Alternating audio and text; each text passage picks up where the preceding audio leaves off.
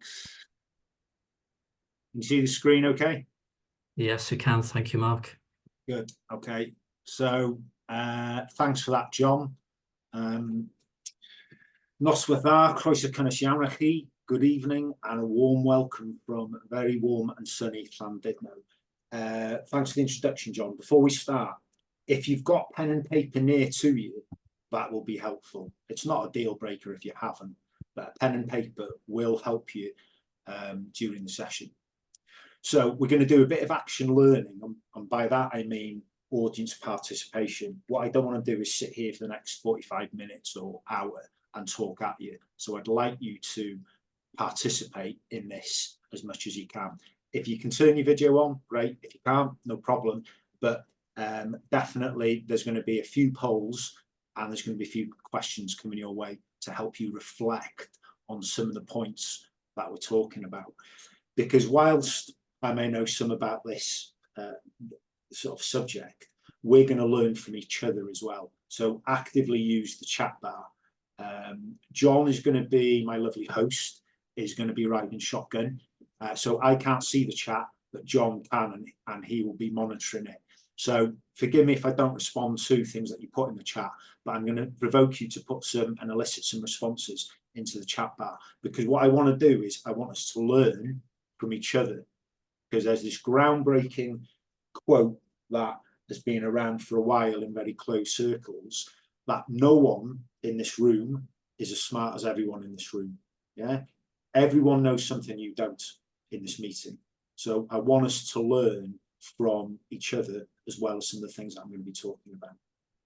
Performing under fire, what do we mean by that? As John alluded to, I retired from the Fire and Rescue Service, and I'll tell you about my background without trying to bore you too much. But we could actually put a strapline or a subheading into this presentation and call it actually decision making under pressure, because you could be assured, ladies and gentlemen, in life, these are two things that you do every day. You will face varying degrees of pressure, and you will be making decisions both consciously and subconsciously. So when I say performing under fire, the background that I've come from of performing in the Fire and Rescue Service, it was all about decision making under pressure. So the picture you see in the background is of me leading two teams many years ago, nearly 30 years ago, of dealing with that fire. It was a simulated fire, what's called a flange fire, and we had to move in unison. The teamwork, the leadership, the interpersonal communication, the decision making, the interoperability between us, they're all things that we're going to be talking about as behavioural markers this evening. So let me just tell you very briefly, for those of you in the room who know me, please don't groan too much, because you will have heard this before. I retired from North Wales Fire and Rescue Service a couple of years ago, having completed 32 years.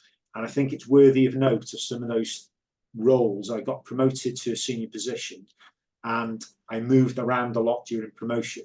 I was a fire scene investigator for over 10 years, appearing in court, I might add, on the right side of the law as an expert witness, where we were investigating particularly complex fatalities. I was head of training delivery for 6 years of an organisation of 1,000 people. And probably one of the most enjoyable elements, I got to the dizzying heights of Advanced Tactical Response Officer. That was a group manager. So when we were, say, on the weekend, where there was a minimum crewing of officers, there was a strategic commander who sat above me within the operational workforce of about 700 people. And then I had an opposite number, and I can see one of those on the call this evening. And between me and my opposite number, we ran operationally the organisation of about 700 people, both directly and indirectly. And I've been to some very interesting incidents, as you can imagine, over the years. The Fire and Rescue Service is privy to some really interesting, unusual experiences, and I feel that was really a privilege. And we may get into a little bit of that depending on how the session goes. I was also a business, or as was then a legislative fire safety officer. And the reason why I bring that up is I've been into hundreds of organisations over the years through the fire service, and I've seen how culture affects decision making. I've seen how culture affects safety, risk aversion, leadership or the lack of it, and all these things are linked into decision making. So the culture of an organisation, from my experiences, heavily influences how people will respond under pressure. So directly related to what we're talking about. I've worked in the private sector for 16 years as a specialist trainer. I'm keen to put out, I haven't got a master's, but I am master's level qualified in various subjects, but predominantly incident command. And as a younger firefighter, probationary firefighter, when I first attended the Fire Service College in 1994 on a course, I am now currently an associate trainer at the college specialising in incident command. If you're still awake, the last element I'd like to talk to you about is performance coaching. I've been a formal coach for a few years now, and this is me at an exercise in the Middle East a couple of months ago where we had nearly 200 participants over a 3-day exercise where I was working as a consultant for Oil Spill Response Limited, and I was acting as a performance coach for all the leaders and the commanders. So I'm consolidating a lot of my operation experience from the Fire and Rescue Service in the private sector. I think if you want to reach your potential, it's really important that you get comfortable at being uncomfortable. And I find that in society, we want to do this less and less. And if you don't get uncomfortable and stretch yourself, then you're probably going to find yourself in a corner, as I call it. Some people call it in the basement when you're under pressure. I call it in the corner. And it's difficult to come out of the corner if you don't know what to do. So you need to be able to stretch yourself and enter into uncomfortable situations where you can learn and develop muscle memory. And we're going to talk about some of those things as we go along. So enough about me, more about you. What I'd like to do is for you to put in the chat bar why you're here today. Okay, John, start reading out. Why are we here? What have you come for? And be honest, put one word, 1 or 2 words, nothing too fancy. Why are you here today? What brings you here? Got some good comments coming through, Mark. To learn and grow, learn in CPD. Good. Excellent. Anything else? To learn and keep my knowledge up to date with reliable sources. Whoa. Okay, we'll do our best on that. To increase knowledge base. Excellent. I think there's some key elements there. We used to say in the fire service, and I didn't really like it too much, that we'd have this acquisition of knowledge and acquisition qualifications and knowledge, and then we'd go into what's called maintenance of competence. I really don't like that, because that indicates to me that you're maintaining, and someone just mentioned there about to learn and grow. And this is what we're about here today. It's about understanding performance and how you can make small incremental changes, marginal gains, as it's said in the book by James Clear, Atomic Habits. If you've not read that, ladies and gentlemen, if you want an ipso facto on learning and developing habits, that's the one book to have as an international bestseller. Okay, so thanks for your comments in there. Can we go over, Paul, to the first poll? So there's a couple of questions in the first poll, and I'd like to ask you a couple of questions. So Paul, let me know when it comes up. Oh, excellent. Okay. Should be on the screen there. Yes, Mark. Lovely. So yeah, if people want to just click on one of those for us, and then we'll share the results. Do you want to share the results on screen once we finish the poll? Yeah, once they come in, either yourself, Paul, or John, you can just give me a flavour of. So we've got 2 questions on there. Are you happy with your current level of performance? And let's stick to work for the time being. And have you reached your full, have you maxed out your potential? Generally, what we got coming back, Paul, John? Well, we've had about 20 or so people have completed it. So I think we're getting to sort of 80–90% of people on the call have completed both questions. So I'll end the poll there, and then we'll share the results on screen if you want to do that. Please. So you should see those now on screen. Wow, 48%. 48% of you are happy with your performance. That's very high. I'm loving it. I'm very pleased about that. 43% are saying you're not happy with your level of performance. 10% don't know. Surprising. But I like this one. Have you reached your full potential? A whopping 86%. It's not unusual to see that very high no to that second question. So the question to you is, and you don't need to put it in the chat, and you can reflect on this. If you haven't reached your full potential, do you want to reach your full potential? And what, more importantly, are you doing about it if you do? Don't need to put that in the chat. You can if you like. But this is just a little bit of a reality check on where you currently are, because we spend a lot of time running from pillar to post doing things, and I think our competence, our ability to grow, that falls very low in terms of priority of actions, and it can be challenging when you're trying to juggle all the things that you do in life. Okay, so thanks for that. Let's look at the aim. We sort of covered that a little bit already. Just bear with me on my computer. It can sometimes be a little slow to update.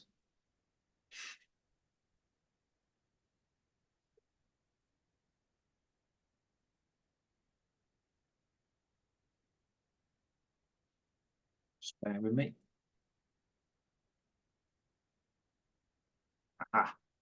Aim.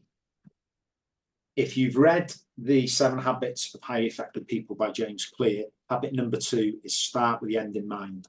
Where do you want to be at the end of this? We want to understand how we make decisions, and we want to improve our response when we're under pressure. And these two things are very much aligned. The elements that we're talking about today have been taken from some of the latest thinking of the emergency services, and also the world of international sport as well, when we talk about gazing red to blue. So emergencies, incidents, crisis management and response. The context here is in the professional environment. Yeah, we're going to be talking about business continuity management. I know some of you are not in IOSH. We're going to be talking about incident management. But these things about how you make decisions and respond under pressure, these can be applied to anything in your day job or your private life, whether it's chairing challenging meetings, difficult relationships, managing relationships, particularly in work, giving bad news, staying calm when you're driving, you've got to take exams, you've got interviews. This can be applied into any environment.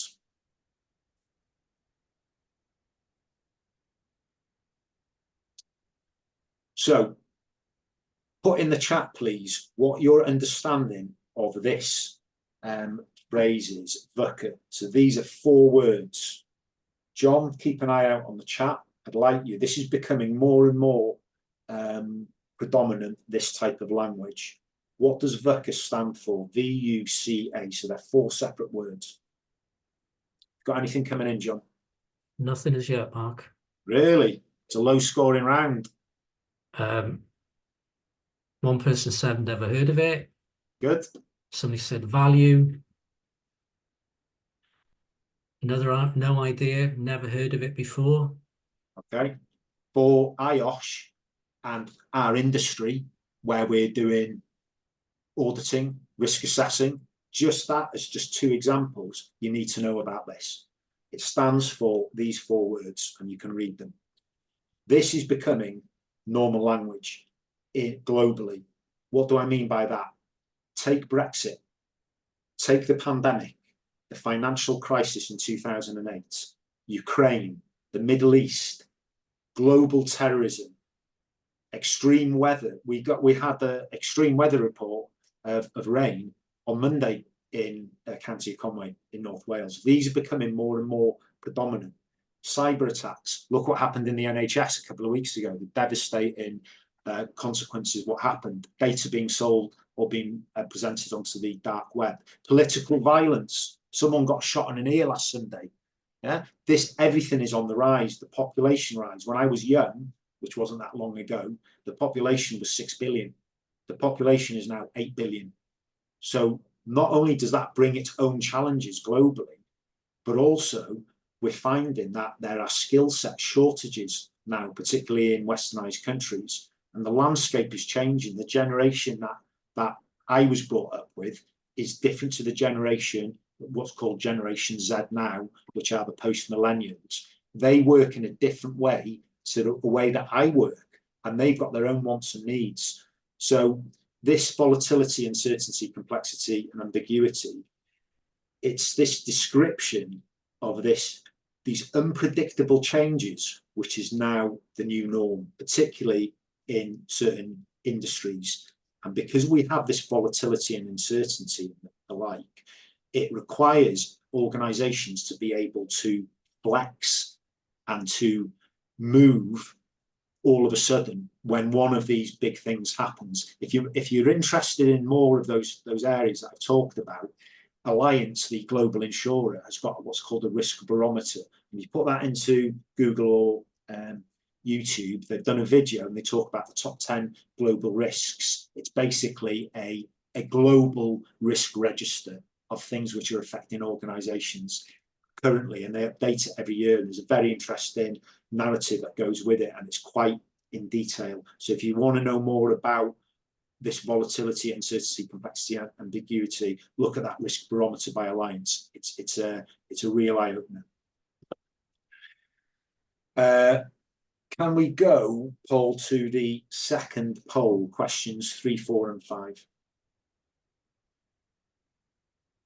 Yes, we can. Mark, 1 second. I'll just launch that poll now. So 2 more questions, is that right? I think we've got 3 questions, 3, 4, and 5 on that one. Yeah, sorry, yeah, that's 3 questions. Yeah, okay. You should see them on screen now. Hopefully you can see those. Give you a couple of minutes or so to have a read through at your choices. I'm completing the poll, so I may actually skew the results by 5%. So, John, do you want to, or Paul, once the people have completed, how many have we got?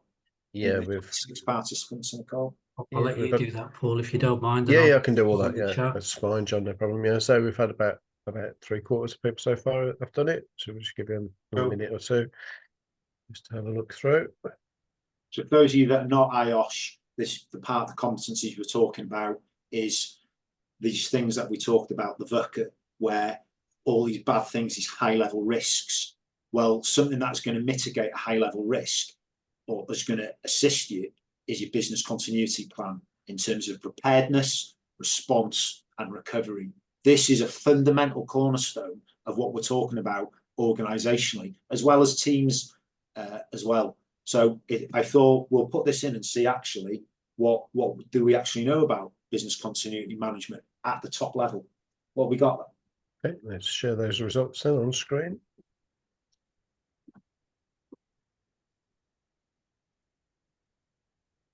So have they got a plan? Yes, that's good. Do you know your role in the plan? Yes, that's good. Do you know when it was last tested? Good. You fell into my trap.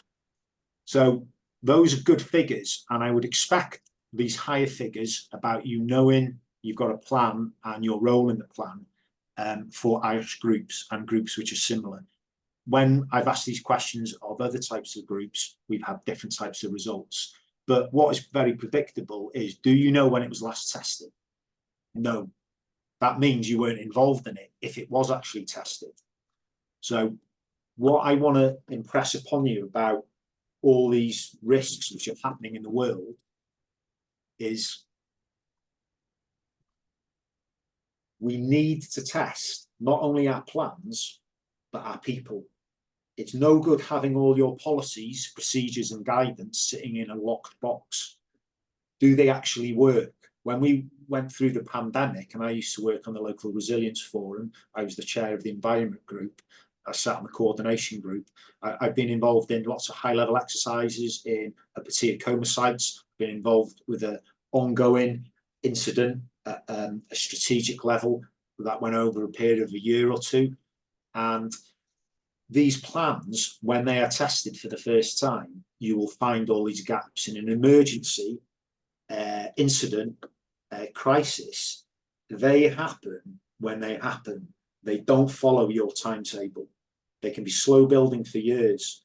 And organizationally, team, individually, you need to be able to pivot and flex. And if BCM plans don't have high level buy-in right from the top, they will fail very quickly. So I thought I'd put that in about, and this is not just BCM, these are all about your crisis management plans, your incident management plans. I've worked with several companies where we regularly test their plans. And once you've tested it a few times and found those gaps, don't like using the word gaps, once you've found those pinch points, you become slicker and slicker. It's like anything. The more you practice, the more effective you'll become. So I think there's a lesson to take away here as IOSH members and anyone in organisation, particularly in any position of management, or leadership or authority, is you can affect organisational change using having an individual by challenging status quo. And I don't mean going guns blazing, but you can actually make a difference by saying, why are we doing this? Or why haven't, more importantly, why haven't we done this? So testing and exercising our plans and our people is absolutely fundamental, particularly when you start to enter in the world of high reliability industries. We were very good at it, and there's some people on the call who may argue with me, but in the main, emergency services were effective at it. The military are effective at it. High reliability industries like aviation, health, they do this on a daily basis, so they are prepared. It's organisations that don't do this on a daily basis, and I don't live in the fantasy world. You know, that you don't have an infinite number of amount of time and resources to be able to test and exercise your plans, but they do need testing, and the people is what make the plans work. So let me throw this in. It's a guarantee. I'm not sure that there's many guarantees in life. You can get a guarantee if you buy a television from Asda, and I'm duty bound to tell you there are other shops that sell televisions. Have a read of that. I've noticed that on this call, there are IOSH people on there. John, you are chartered IOSH, aren't you? Yeah, that's correct. That's 10 quid that you gave me, very well spent. Yeah, that's taken you from starting in the world of health and safety, and I pick on John because his mic's open. How long has it taken you from your start of your journey in health and safety to reach chartered, approximately? Ooh, I would say 20 years, Right. starting off as a union health and safety rep, going through all the different qualifications, CPD and everything to being chartered now. So you've got the experience, you've got the competencies, you've got the qualifications. They will be null and void if you're unable to perform under pressure. I guarantee it, because I've seen that in other people and I've seen that in myself. And I've learned from what I need to do. I've learned to recognize it in myself and then take some action. We're going to talk about a couple of those strategies as we go along. I've got thousands of command hours in pressure environments over 32 years. So in the chat bar, what does pressure do to human performance? And John, again, just pick up a few things that catch your eye.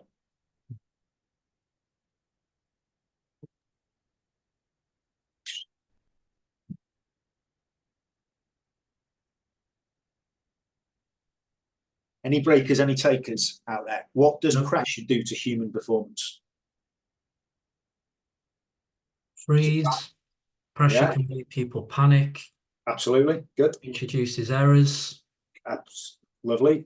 For some, it improves. For others, it curtails. Very good. That's very interesting.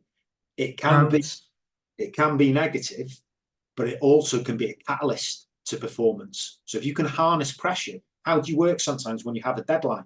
Yeah? Providing you're not overwhelmed, you can perform actually more effectively. So that's good that in the main, if you're not expecting something coming your way, then that can be bad, but it can also be a catalyst. There was a very interesting thing done 100 years ago. It's called the Yerkes-Dodson law, and it's about the correlation between pressure and arousal. And there is a sweet spot where if you have enough arousal and you have enough focus, you can actually operate optimally. And that's what we want to try and aim for. So we're going to move on to what's called gazing red to blue, which I'm a certified coach in, but also some of those command behaviours, behavioural markers we mentioned earlier, like decision making and effective and safe leadership and interpersonal communication. And the gazing red to blue concepts have been delivered to people in a wide range of sectors, but it's predominantly come from the world of international sport. So something that I want you to do on this one, this is a mindset and performance line, and you can see on the left we've got you're stuck, not performing well. We've got in the center we're adapting, and then towards the right we're focused and we're moving, because pressure does impact people and it impacts them in different ways. So we normally spend a lot more time on this. This session that I'm running here has been specifically done for IOSH and trying to fit it into the time frame. But if you have got a pen and paper, and I'd like you to put it, if you're happy to share, you've got this line. Yeah, so we've gone from performance of 0, where you're absolutely rabbit in the headlights, to an internationally performing athlete at the Olympics. You're running at 100%. So the question is to you, please put it in the chat if you're happy to share, from 0 to 100, typically, because it will vary every day and it will vary on a wide range of different circumstances. Typically, in your job every day, what percentage would you say that where you would fit on that line in terms of performance? And it does change every day. So don't worry about putting something down in terms of if it was today and you were having a bad day. Well, having a bad day does affect performance. Yeah, if you're having a good day, it affects performance. So put it in the chat if you're happy to share. John, what have you got for us coming through? Nothing through at the moment, Mark. I'm happy to share with you. I felt in the fire service, I was probably around about, I don't know, 60, 65%. I thought that obviously varied depending on circumstances. I think incidents operationally, I was generally higher. My day-to-day I thought was lower. It's interesting that I feel that my performance has improved since I left the fire and rescue service and I've got my own company. So it's not static, it's never static. Anything in there? Come on, John, give us your... So it varies. The lowest is 60% and the highest is 85%. Wow, that's good. That's good. I think it's subjective, it's an arbitrary figure, and as I said, it does vary. I think a key element here is, and I'd ask you whether you agree with me, can you improve your performance? Whatever percentage point you put in there, do you think over time, with small marginal gains and tools and strategies, performance can be improved? I personally think it can. Like I said earlier, pressure can be a catalyst. If we just look at this equation, it's a very simple equation. It will just help you put context about what I'm talking about, the performance equation. We've got structures at the top, and by structures, I mean policy, procedure, guidance. It's about this clarity of understanding what we need to do.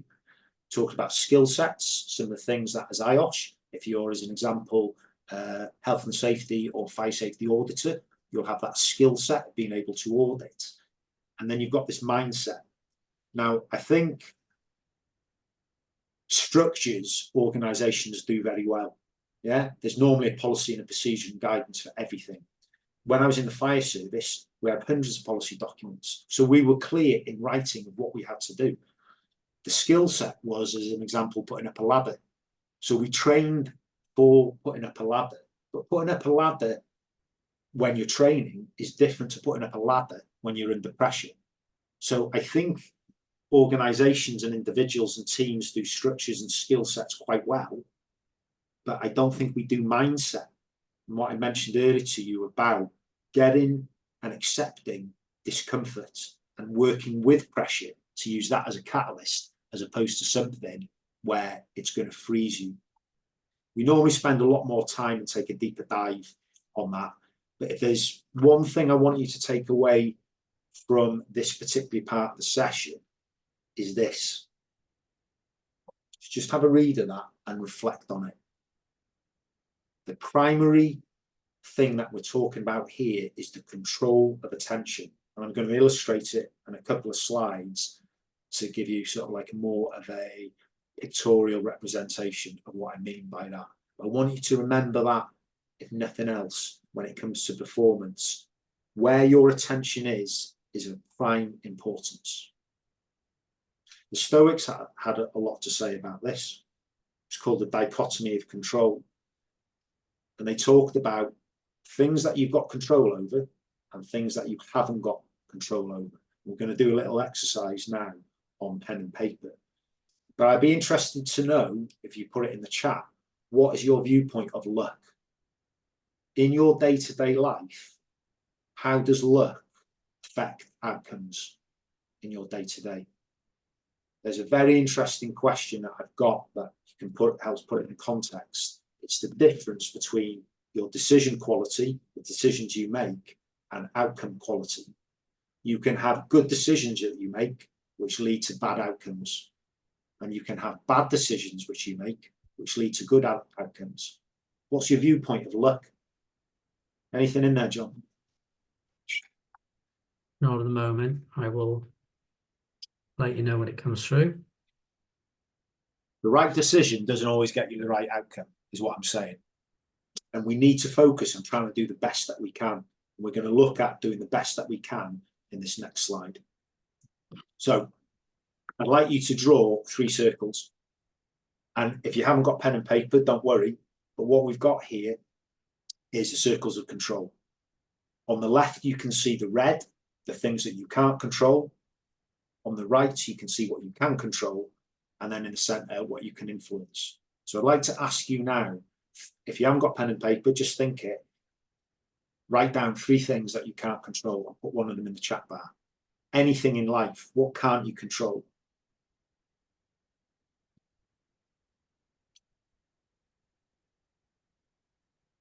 Just to answer some of those questions you said before, Mark, it was some people tend to have better luck than others. Well, I'd be interested in who that has said that, because I want to know what their take is on why they have better luck.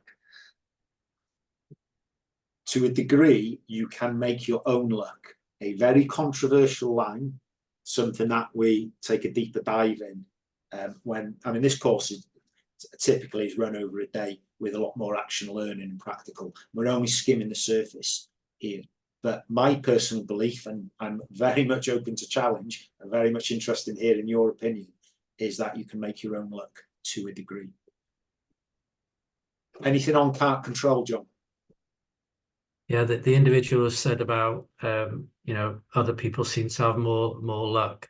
That individual felt they might be unlucky compared to others, which is fair enough. So comparisons. Do we have control of other people? And let me give you an answer. No, we don't. You can influence other people. You do not have control over other people. You do not have control over their luck. You have control over your own luck. Yeah. That previous slide I just showed you. Yeah. Everything which is in your own doing. This is what the Stoics said. Everything external to you, you've got no control over it, but you can influence some things. Let me give you one thing that you can't control. You can't control the weather. How often do we talk about the weather? How often do we say at the beginning of the year, we're going to have a good summer? Really? You can influence an outcome of not getting wet by taking a good Gore-Tex jacket or an umbrella, but you cannot control the weather. But what we do is we focus on things which we can't control. And in a pressure, high stakes, risk critical environment, that's going to be a problem for you. What we need to do is try and focus on the things that are in our control.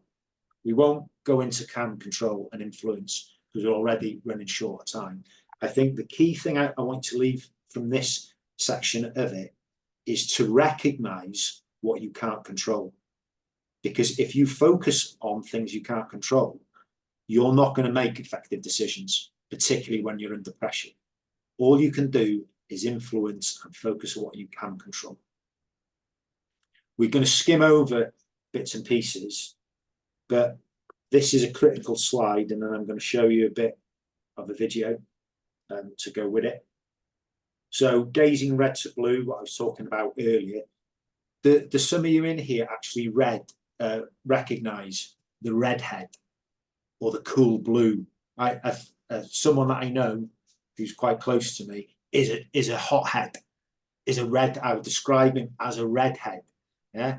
So this is helpful to picture these two different states, and it's never black and white. We're never fully in the red where we're disconnected, we're under pressure. If you look there, we're overwhelmed, we're worried about the past. We're ended up in a situation similar to something in the past, and in the past it went wrong, and we're worried about our next decision is going to end up in a similar position. So we fixate on the past, we fixate on the future, we end up in this loop, this dialogue. Can I do it? Can't I do it? It creates doubts. I think it was Galway in a game, and he said that doubt is the single biggest factor that inhibits performance. Single biggest factor that inhibits performance is human doubt. And when emotions are high, rationality is low. We are all very rational human beings, but when your emotions start to hijack you and you become disconnected from what you're doing and become worried and have overwhelm, you have this narrative going around in your head. So I think the key thing here is to be able to recognize when you're in the red, when you're diverted from what you're doing. And the key element is to try and start moving from the red, because you can't turn the red off. This is the amygdala. You cannot turn the red head off. But what you can do is start moving towards the blue. And the blue is focusing on what you can control, the high priority things that you need to do, particularly when you're under pressure. And with this blue, we tend to get involved in detail and the weeds when we're under pressure. Some people call it tunnel vision.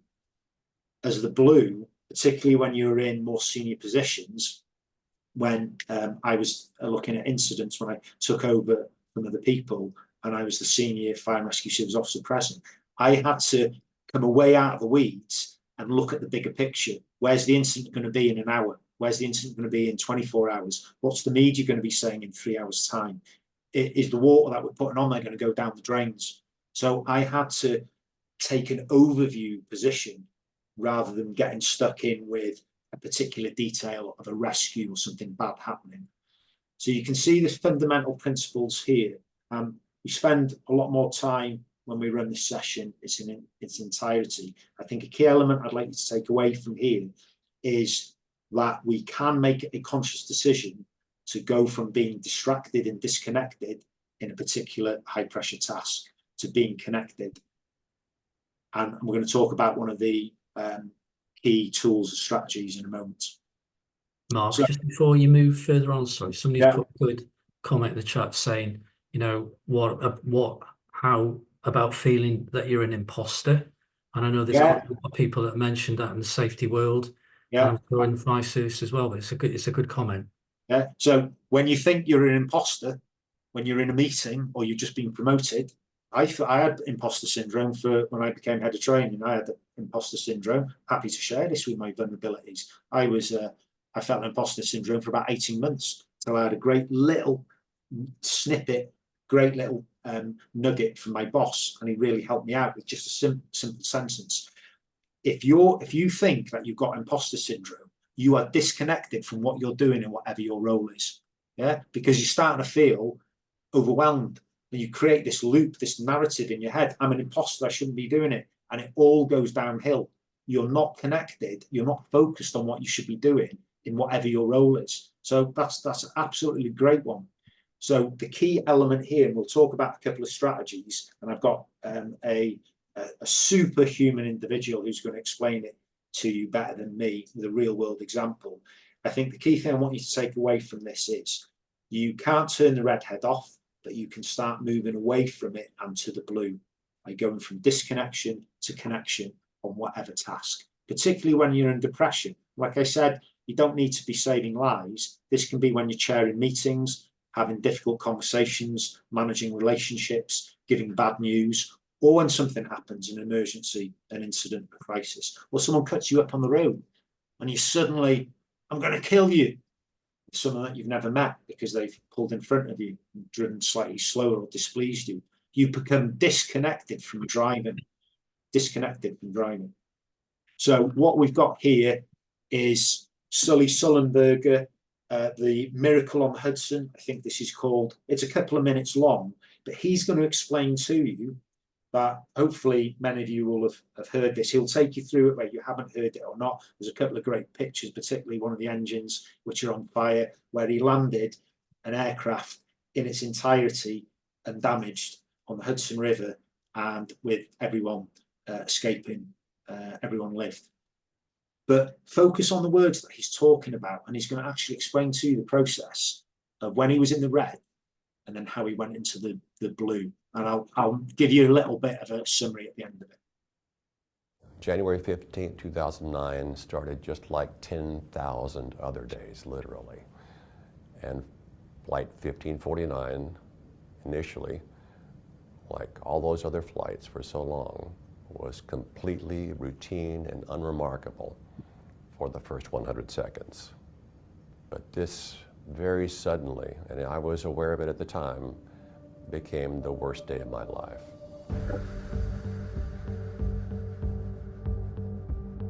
We were traveling at that point 316 feet per second. So I saw the birds about 3 football field lengths ahead, but not enough time to maneuver away from them.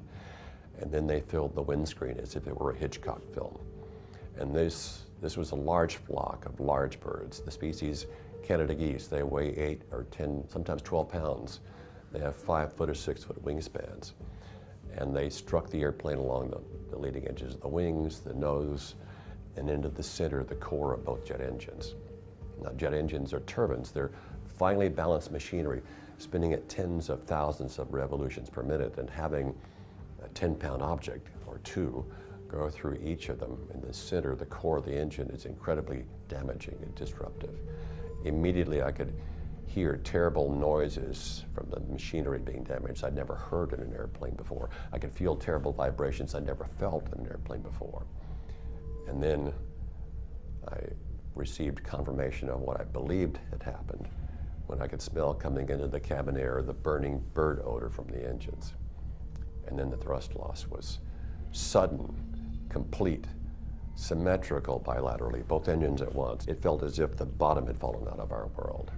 And my body responded immediately in a very normal human way to this sudden life-threatening stress. I was aware of that as it happened. I could feel my pulse shoot up, my blood pressure spike, my perceptual field narrow in tunnel vision because of the stress. I remember vividly my first 3 conscious thoughts. This can't be happening. Having read about many accident flights, a very typical response rooted in disbelief, followed immediately by, this doesn't happen to me. In other words, for over 4 decades, I had never been so challenged in an airplane I doubted the outcome. Followed immediately by a realization that unlike all those other flights I'd had for 42 years, this one probably would not end on a runway with the aircraft undamaged. And I was okay with that, as long as I could solve the problem. And so even though we'd never trained for this, in flight simulators of the airline, it was not possible to practice a water landing. They aren't programmed for it. The only training we'd ever gotten for a water landing was a theoretical classroom discussion. But because I had learned my craft so well, I knew my airplane and my profession so intimately, I could set clear priorities. And so I chose to do only the highest priority items. And then I had the discipline to ignore everything I did not have time to do as being only distractions and potential detriments to our performance. You see, I'm also well-read, and so I knew the neurobiology. I knew that multitasking is a myth, that when we think we're multitasking, what we are in fact doing is switching rapidly between tasks, not doing either of them well. And so I chose not to try to do too much. So what do we think about that? Some of you may have seen it before. I've looked at this as a case study. It's very, very interesting. What did you take from that? I'll give you a couple of things on my thoughts. He'd been a pilot for 42 years. Never happened like this to him before, ever happened. His opening line was, I can't believe this is happening. Can't believe this is happening to me. This never happens to me.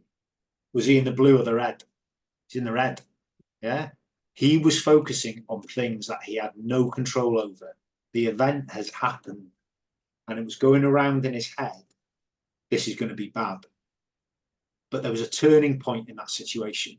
And that turning point was if he could solve the problem. Okay, it's not going to land on a runway. What can he do? And then he said, I'm now focusing on problem solving. Where am I going to land? He talked about prioritization. He cut out all the flannel and he focused on just high priority actions. I listened to lots of transcripts of his dialogue between him and air traffic control. And when air traffic control continuously speak to him, he barely speaks to them back. Sometimes he gives 1 or 2 word answers. When they said, come back to the runway, he said, can't do it. He wasn't even speaking because he knew at that point that air traffic control couldn't help him.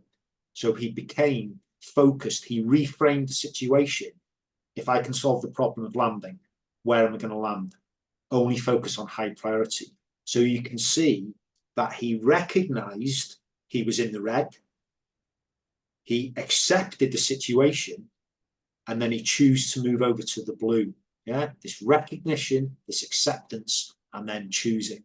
Yeah, and it's that process we talked about earlier. Now, this takes a lot of practice, and start with very small things, very small day-to-day things. Yeah, particularly when someone cuts you up on the A55. And those of you that are internationally, the A55 is the main road in North Wales. Because pressure, these things, the red, this is a certainty. It's going to happen. Pressure is predictable. That's what we learn in the emergency services and the military and aviation. But this one was a superhuman piece of pressure. So there's one thing I'd like you to do. January 15th. Running a little bit short of time, but this is an important one. I've said that about a lot of the slides. There's this what's called recognition radar. And don't worry about on task, the blue. The most important thing is this recognition of the red. Okay? I'd like you to write down, if you've got pen and paper, 3 things of behaviors which you know in yourself when you are disconnected from the task. And I'll share one with you. When I have conflict and a difficult conversation, I had many of those in work with different people, particularly when I was in head of training, I was in a position of seniority. And initially, when I was having a difficult conversation, I would let someone talk over me. And I didn't actually realize that at the time. And my conversation would end when they started speaking over me. In quite serious conflict, I'll actually take a half step back. I will physically retreat. And this is the body going through the fight or freeze sort of mode. So I'd like you to write down what 1 or 2 or 3 behaviors do you know in yourself, because you will know some of these things, of when you're disconnected from the task, when you're under a lot of pressure, emotions are high, rationality is low. What are those behaviors? I've noticed when your voice gets dry because your water is going, some of your essential organs are closing down, my voice actually can become squeaky. And I've worked on that because I've recognized it. So this is important part of the process. Sully recognized he was in the red very early on. So if you want to try start moving from red to blue, you need this recognition radar. It's not rocket science, and it's really helpful for you to write it down, because it was a revelation for me when I wrote it down some time ago. I knew these things, but now I've written them down.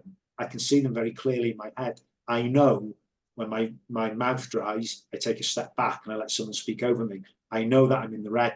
It's a very effective tool, this recognition radar. Is anyone happy to share one of their sort of points which they've written down about when they're in the red? I appreciate it's quite personal, but I've shown you a couple, and I think the sign of a good leader, manager, commander is to not verbatim show vulnerability, but definitely I'm open and happy talking about it on a recorded session that may be seen by millions. Well, that's what John has promised me anyway, that will be seen by millions. Can I just give you some answers, Mark, please? Please. Increased heart rate. Great, it's a big one. Or eye contact.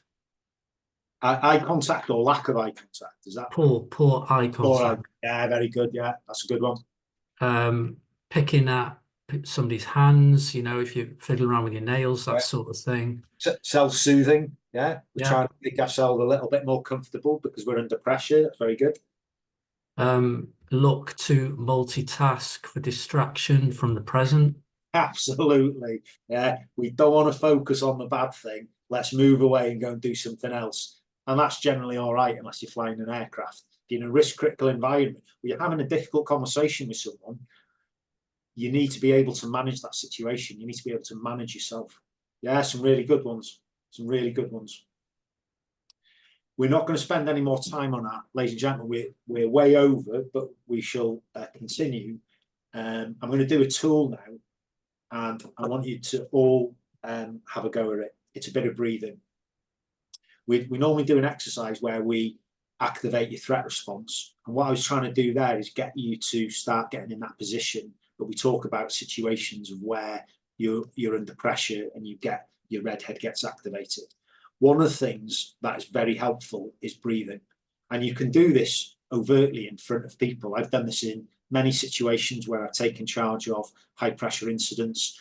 I found it very effective when I was being interviewed as well. But this can be used when you're being challenged in meetings. This can be used in any situation. So what I like to do is just sit back in your chair, put your hands wherever most comfortable, perhaps just lean back slightly. You've got a high back on the chair, raise your head slightly. What we're going to do is we're going to breathe in for 4 through the nose. We're going to hold the breath for 4. Then we're going to breathe out for 6 through the mouth. And I'll count you through that.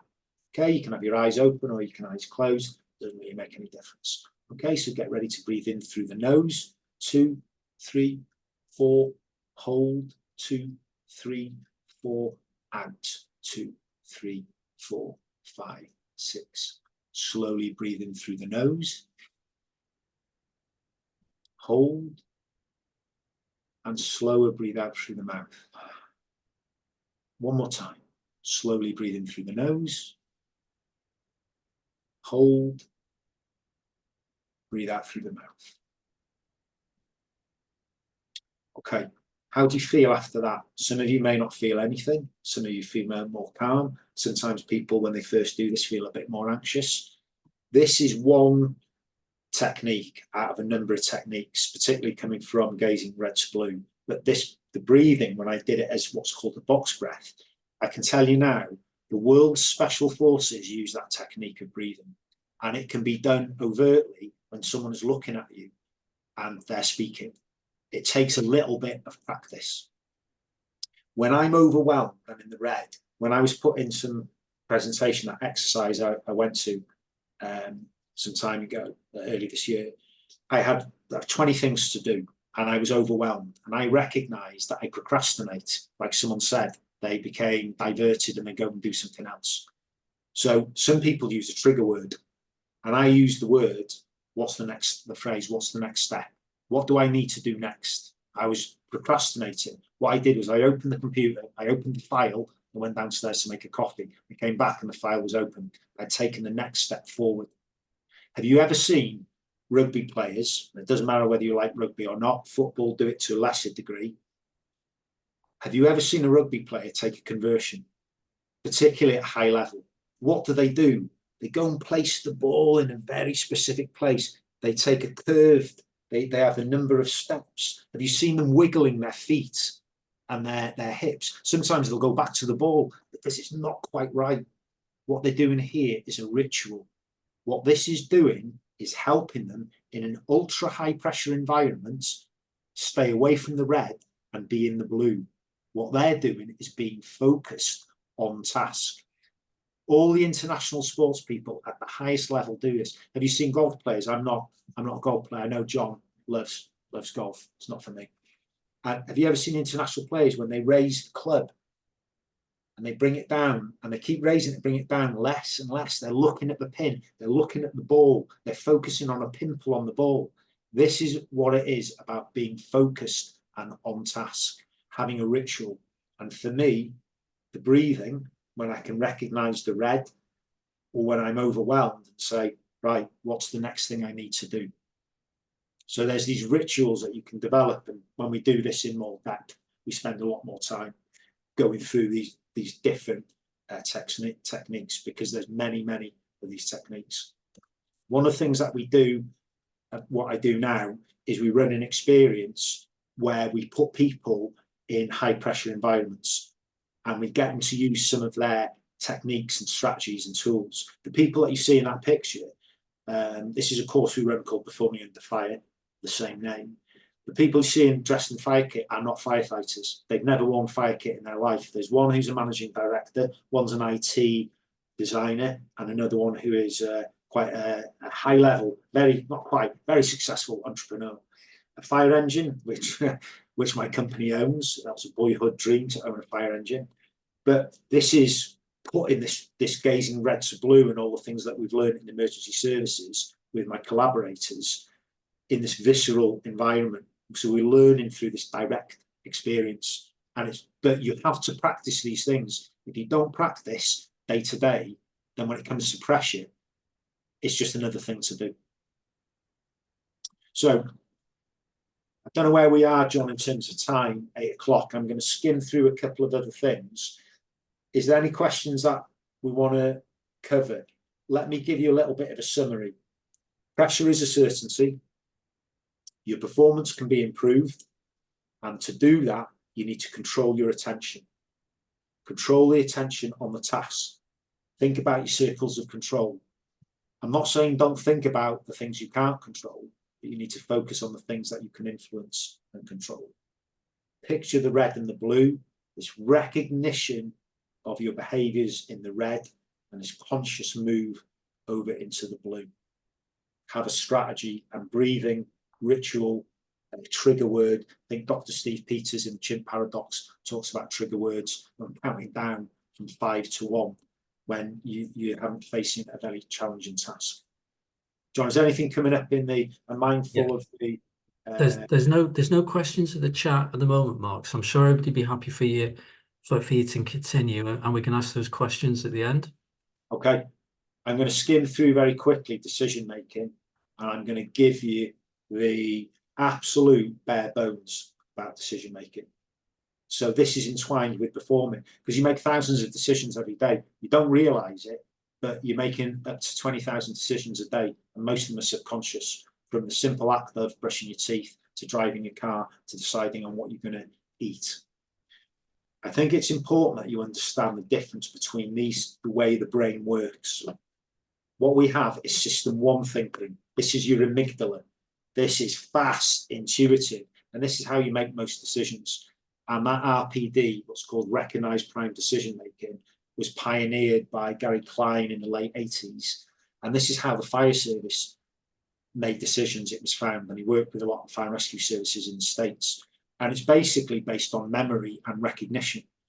When I've turned up to an incident, there's 20 things that I had to do. And we had to make decisions, we had to make multiple decisions within seconds. Yeah, that's not me thinking all those decisions out. That's me making decisions based on my memory and recognition of patterns. I've been to hundreds of house fires. I knew generally what I needed to do. There is a flaw with recognized prime decision making, because firstly, if you've never been in that situation before, then you can't rely on it because there is no memory. So system 1 thinking, amygdala, is how we make fast decisions. System 2 thinking is your analytical side of the brain, and it likes rules. This is when you're working on a project. This is when you're working through something that requires data analysis, and it's very slow moving. And the brain doesn't like doing this because it requires a lot of effort. So we like to make fast decisions. We like to use memoirs, heuristics. We like to use these mental models in our head because it saves us thinking.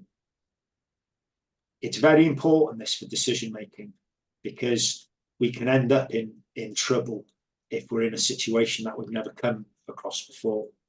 So there are many decision-making models out there. I know that in the world of health and safety, what have you got, John, in health and safety? Plan, do, check, act.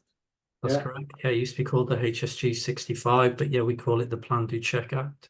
Nice, spoken like a proper chartered IOSH there. You've got SWOT analysis, strengths, weaknesses, opportunities and threats. GROW model. There's a very interesting one called OODA, Observe, Orient, Decide and Act. Fire service use one called the decision control process. But me and some colleagues have simplified this, and this is a model that we've come up with about having situational awareness, having your objectives, communicating the plan and executing it. And I just want to talk very briefly about situational awareness, because if you don't get this right when it comes to decision making, particularly under pressure, you will end up in a bad place. You've got to get situational awareness right. What is situational awareness? I'll give you my interpretation of it, because we haven't got time to run through that in the column. And it's made up of really 3 components. If you type this in online, you'll come up with hundreds of thousands. If you go onto YouTube, you'll get thousands of hits on what situational awareness is. And it is context dependent. Situational awareness when you're in a pub is different to when you're in a crisis or an emergency. But this is my take on it. And it's your ability to effectively, this is the key word, effectively understand the situation, any type of situation. It's not just your perception. You have to marry perception up with what's called the ground truth. The military use that term a lot. So it's effectively understanding what's happening and then responding, recognizing the direction, the anticipation of where the situation is going to go. So I'm going to break it down into 3 parts. It's really important, this. You type it up online, there's a lot of information out there. And like I said, it is context dependent. So if you're in a meeting, you're gathering information, you're working on a project, situational awareness is absolutely paramount. Stage 1 is the information gathering process. To cut on time, this is what you need to know about stage 1. Ask critical questions. What do we mean by critical question? A critical question is a statement used to obtain specific information. When I was a fire investigation officer, I would use critical questions. When I took over, I would ask people very specific questions to elicit the answers, the specific information I needed. So stage 1 of situational awareness is information gathering. This is where we fall foul, is in the interpretation of the data. How much data out there now? Read social media. How reliable is our social media posts? Yeah, is the information assumed or is it confirmed? Is your interpretation of the data correct? Because I can tell you, in high pressure environments, filters get dropped.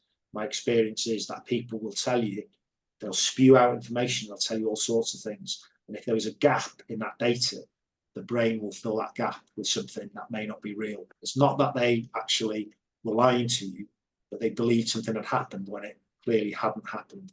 And this is where biases come in. There's things like recency bias, pattern bias, availability bias. This all affects the data, the interpretation of the data. And then finally, stage 3, where's it going?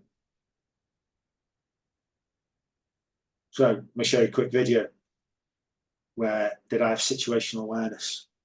It's 7 in the morning, Friday, we have to turn back. It's hit by snowstorms, we try to ride it out. Being up here for a few hours in these conditions, have a look. Can't see anything. So we're going to go back down, it's the only thing to do. All the tracks have been covered with snow, so we're going to have to go down. It's the only thing. So that was earlier this year. So it's just like seeing some of my home pics, my album. This was on Mount Whitney, highest mountain in America, 4,500 meters. We weren't far height-wise from the summit, and we got caught in a horrible, horrible storm. Very interesting. I accepted almost immediately that I was going to fail at climbing. this mountain. And I think in society now, we don't like failing. We weren't taught to fail. We were taught to succeed. When you learn to walk, you tried and fell over. In modern society, we don't like doing that. So there's a couple of things with this lesson, is that we had a colleague of mine was with me, and he's ex-parachute regiment and intelligence corps, and he was fixated on getting to the summit. And we were in those conditions. When I turned the camera around, you saw it. He wanted to still, he said, let's ride it out. We rode it out for 2 hours, and we ended up in that situation. And my amygdala was telling me, this is a threat to my life, and I want to get out of here. What my colleague was suffering from was overconfidence bias and sunk cost bias. He had spent, or we had spent, a lot of money going to America and preparing for 9 months to get up here, and it didn't happen. And he was going to have he wanted to have an attempt on it. This happened in Everest in 1996, where there's 14 or 16 fatalities. When it comes to decision making, I want you to remember this, that you don't have to know the quote. It's by President Roosevelt many years ago, and it's a really good quote. And he says, obviously, the best decision is the right decision. The second best decision is the wrong decision. I disagree with that. But the worst decision is no decision. Yeah. And sometimes when we're in paralysis or over-analyzing, we have what's called decision inertia. We fail to make a decision.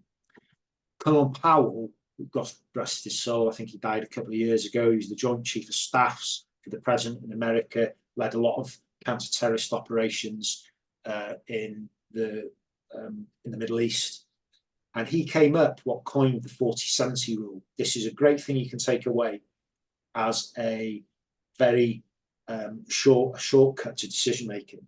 And he said, if you need to know 10 pieces of information, providing you know at least 4, pull the trigger on it and make the decision. If you know less than those 4 out of 10 things, you don't have enough information. If you wait past 7 things, 70%, you may miss your opportunity. So I use this towards the end of my career in terms of decision making. You'll never have a complete picture. Yeah, your situational awareness will never be 100%. And if you wait too long, particularly in a time-critical environment, then you may miss the what I think American military call the initiative. It's just a rule of thumb, but it's a great way of trying to order your brain in terms of making decisions. And I think for those of you that are involved, and you'll know this as IOSH, you record your decisions. You record the methodology of why you made a decision at that time, because more information will come to light. It was like the Mendez shooting many years ago, and they didn't know whether he was a terrorist or not. And then it came to light he obviously wasn't. So you need to record, you need to have this methodology of gathering information and then record the decision of why you made that decision. Sorry to go through very quickly here, but that's the model that me and some colleagues have come up with. But it's this situational awareness is absolutely key. And you can practice that in everyday life, in things like meetings. And this is the process that you follow. John, how are we doing for time? There's the risk section.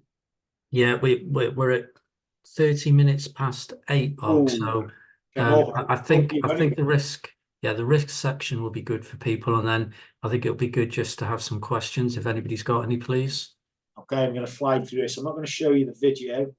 It's another home snap, but we're going to just talk very briefly about risk. So I'd like you to put in the chat, when you hear the word risk, what comes to mind immediately? One word. What comes to mind when you hear the word risk?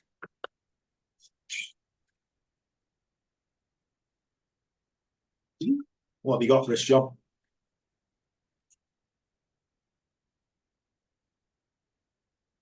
One person's put benefit. Excellent. Opportunity. Opportunity. Very good. I was hoping no one was going to say that. Anything else? Good view. Fear, excitement. Good view. Yeah, these are all.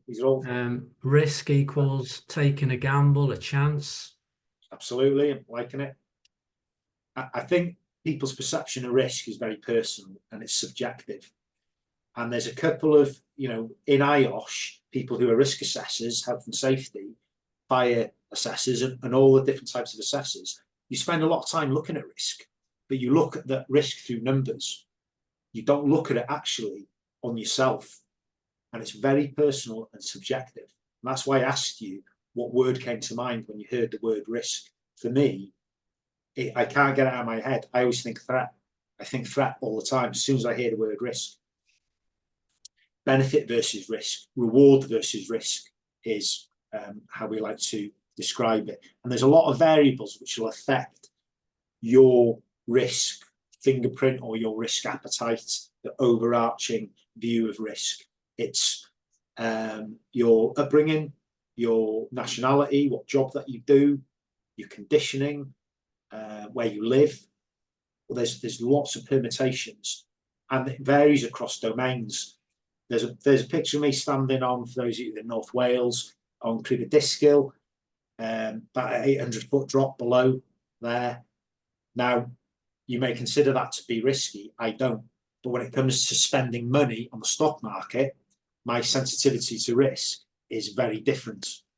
So risk for an individual varies across domains. It's not just flat, and it varies with age. And generally, it's accepted that the older you get, the more you see risk, because you have this knowledge and experience. There's also what's called passive and active risks. That is an active risk. Parachuting is an active risk. If you find a lump on your shoulder and you don't do anything about it, that's a passive risk. So there's different types of risks. It depends where you're standing in life. So I think I want to leave you a couple of definitions. Risk sensitivity. I think we just don't understand ourselves and risk enough. And this is how much, and I think a couple of people mentioned it, how much anxiety or excitement. The picture that you see where I'm standing, it was taken last year. My sensitivity to risk on the mountains is very low, whereas a friend of mine has got very high sensitivity to risk. So there's a good way of quantifying it there. My sensitivity to risk there is very low. If we look at the other definition, risk tolerance, and I'll read it for you in case it doesn't come out quite as well. How much risk you're willing to assume under given circumstances. So let me give you a good likeness and I think analogy, Rick, with Formula One. In 1976, Niki Lauda, for those of you that are old enough to remember, was shaping up to win the World Championship. And he was racing in the Nürburgring, where he suffered a catastrophic crash. And that's where he got his burns and his disfigurement from. And F1 drivers generally have got a very high tolerance. Yeah, their sensitivity to driving quickly is low, and their tolerance is very high to this circumstance. They're willing to assume a high level of risk. And what happened after the crash, he slowed down and he lost the World Championship by 1 point to James Hunt, because I think in the next race it was a miracle that he got racing again within 4 or 5 weeks, and then he came around that 4th. But his tolerance to risk had changed. So after an event, crashing your car, your risk sensitivity and your risk tolerance can change very quickly. I just don't think we spend enough time thinking about it. But what I'm going to leave you with is this slide. It comes from the Psychological Consultancy Limited, and I actually had a conversation with them today about this. This is their risk compass. It just gives a 360. It's divided into 8 areas. I think that this is a good guide. Where do you see yourself in that? Now, I think that, like I said, it varies in domains. I fall around about between 2 and 3 o'clock. When I'm in work and doing stuff like this, I'm prudent, I'm methodical, I'm deliberate, and I'm calm. When it comes to going up mountains, I'm at number 6 to 9. Yeah, I'm adventurous and carefree. So, that personality, it does vary, yeah, with your risk sensitivity and your risk tolerance. So I'd leave you with this. Where are you on that? It does vary, but let's say in day-to-day work, and they've done some profiling that in specific jobs, they do actually, people gravitate, who have got these profiles, gravitate to certain jobs, like air traffic controllers. They fit into the deliberate, the composed, the unemotional elements. I just don't think we spend enough time talking about risk. So I think this goes hand in hand with the gazing red to blue, situational awareness and decision making. It's about understanding yourself. And there's a lot more to it than this. I think for IOSH members who are auditors, you know, you can have two people with the same risk assessment, the same location, and come up with two different scores. Yeah, because your sensitivity and tolerance is going to be different to the next person. So how do we try and bridge that gap with the greatest difficulty? I think, like anything in life, the first thing is awareness of yourself. John, I think I've gone well over, so the plan worked. That's great. Thank you, Mark. I'm sure everybody will agree me, a very, very interesting and excellent presentation. And, you know, I know how much you've worked on, you know, scaling this down from a day's course down to the time that we've had allocated. So thank you very much for that, Mark. I know, really appreciate it. Normally what we do, we ask people to put questions in the chat, but would anybody like to come off mute and ask Mark a question directly? I can see some people smiling there.